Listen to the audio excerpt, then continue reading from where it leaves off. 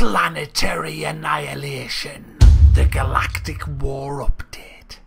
Is it worth a buy? Let's read about it, guys. Let's read the spiel. Colonize solar systems, smash entire worlds, and crush your foes in epic battles with multiple players and thousands of units. Don't just win, annihilate the bastards. I didn't say that bastards bit, but yeah. So, Planetary Annihilation. It's still under early access. Actually, I think it's in Gamma, which is like after, I think it's Alpha, Beta, Gamma. Then, I don't know, I'm just making this up. What is it? Well, if you're like me and you played the original Total Annihilation, you're probably going to get excited about Planetary Annihilation. Because it's kind of like an up-to-date version of that game. Total Annihilation came out after Command & Conquer.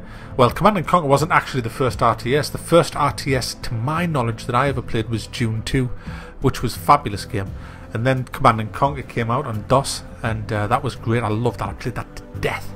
And then Total Annihilation came out. I think it came out around about the Red Alert time. I'm not sure on that, but it doesn't really matter, does it? I just loved it. It was just a breath of fresh air. It added a little bit more to what Command & Conquer gave us. A fabulous, fabulous game. And this is an updated version of that. Well, it's not really. I mean, it's themed on that, but it's a completely different game now. The only similarity really is the commander. Everything else is just so new on this, and it's just incredible. It had some bad press when it first came out. It was way overpriced. Now it's settled down to $29.99. Whether it'll drop again, it probably will when it goes into full release. I'm not sure on that. But if you are an RTS fan, a real-time strategy fan, then this game is definitely worth a look. It looks great. The sounds are a bit iffy for some reason. I had a few sound clashes. In the day, you'd have just changed the IRQ setting from 7 to 5 or something, and it would have fixed it. But now, I don't know. You have to wait for a bloody patch. But mine is a bit iffy. It has to be said. But it doesn't stop me from enjoying this game. What you've got with this game is Total Annihilation. And I mean that in the actual meaning of the words, not the game. It is brutal. The annihilation on this, and I keep using the annihilation word because it sums it up perfectly. The annihilation factors of this is just off the scale. It is brutal. How this game really changes from other RTS games that I've played is it has this planetary system. Now, it is a single player game and a multiplayer game. It does say it's co-op, but really it's not. It's co-op in as much as the multiplayer. You can have two people controlling the same base, if you like, against another player or another couple of players. So that's, I guess, where the co-op comes in. As far as I'm aware, you can't play co-op with the AI, which is a bit of a shame because I would have loved to have played co-op against the AI. Maybe that will come, I'm not too sure, but at this moment in time I could not find that anywhere. What makes the single player in this so good is the Galactic War aspect of it. Essentially, you start off with nothing, and you go and explore planets, and you pick up tech from them planets, and it's all random, it's all procedurally generated, so each game is different. And as you start off, you might pick up ground factory air units and things like that, and that means that when you take your first battle, you can use these this tech to build. So if you don't find air factories and when you're scavenging, you can't actually build air factories until you find that, which I think is great. And essentially you start colonizing these planets. Now the computer AI is doing exactly the same. He's colonizing planets as well. So how you colonize is the usual way. You build your factories which produce units. To build a factory you need resources. The resources in this is metal. To get metal, there's metal extractors which are infinite, and you just find where there's a metal source and you put a metal extractor on that, and then you forget about it. You then build power stations, and power stations give you power because you need power to power all your buildings and things like that. So that's essentially how it works. So it's a resource management game. But what this game does, I've found out the hard way, is you've never got enough. you've never got enough metal, you've never got enough power, you've never got enough units. Because what you've got to do, if you build 100 units, that's great, build another 100.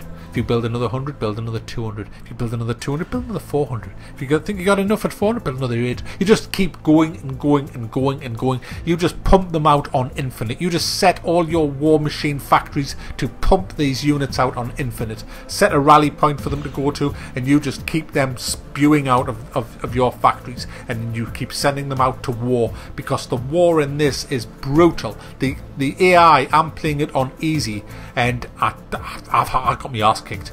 He just turned up at my base with a fucking few hundred units and just wiped us. I mean, what it's like on the top, I dread to think, but on easy it's brutal, but it's great fun.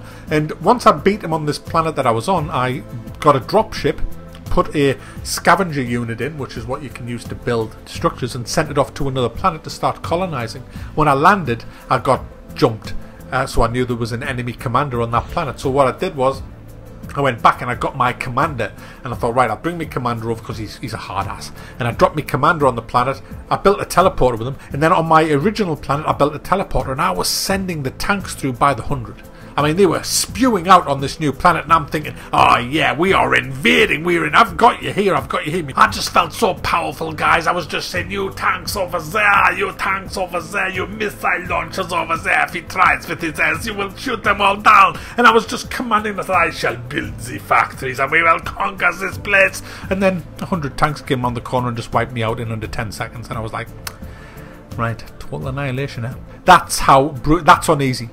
I mean, yeah, I made a lot of mistakes. I've only played the game for about 3.5 hours, but I can't wait to play it again. It's just bloody great, guys. It's just a really, really in-depth, brilliant RTS game, and I highly recommend this to anybody. I mean, another good feature is when you have more than one planet, you can be on your planet controlling things, but you can have a pip, like a picture in a picture of your other planet, so you can kind of keep an eye on what's going on up there. And you have to resource manage a few planets, and he'll land on your planets and shit. And when you play in multiplayer, brutal, absolutely brutal, because some of the people playing this are just insane. They are just ridiculous. I remember in 1996, me and my mate went up to a internet gaming cafe in Edinburgh called Reality X, and we were very good at Command and Conquer. And there was this American guy who was the best at Command and Conquer in that internet cafe, and he challenged me and my mate to a game by himself, and he was just sitting there. Me and my mate were like, all right, yeah, build more power,